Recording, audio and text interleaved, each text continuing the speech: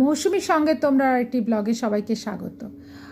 আজ যা আনছি না, একেবারে বাঙালের খাওয়ার, ছানার মুঠা। আজ একটু বাঙাল ভাষায় কথা কইতাছি, কারণ খাওয়ার যখন বাঙালের, তার ভাষাটা বাঙালের হইব না কেন?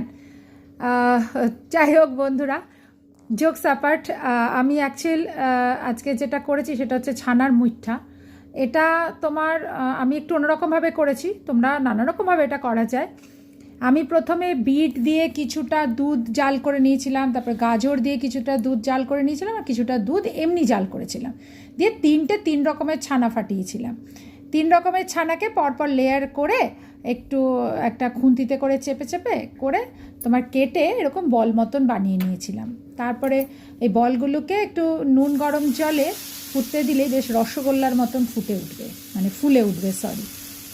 তারপরে তোমার গ্রেভি যেমন ইচ্ছে বানিও। আমার আজকে নিরামিষ ছিল তো, তাই আমি একটু তোমার গরম মশলা ফোড়ন দিয়ে, আদা টমেটো লঙ্কা বাটা দিয়ে, জিরে গুঁড়ো ধনে গুঁড়ো মিশিয়ে গ্রেভিটা তৈরি করেছিলাম। একটু মটরশুঁটি আলু দিয়েছিলাম ওর মধ্যে, দিয়ে গ্রেভিটা তৈরি হয়েছিল।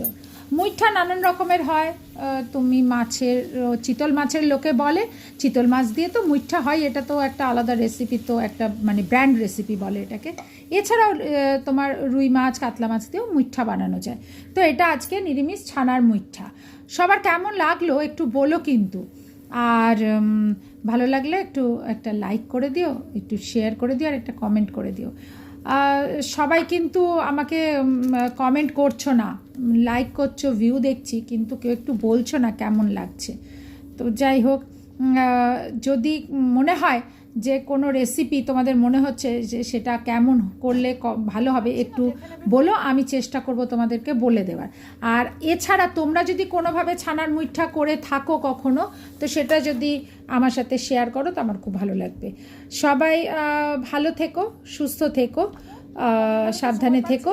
দেখা হবে পরের আরেকটা ব্লগে। অনেক ধন্যবাদ।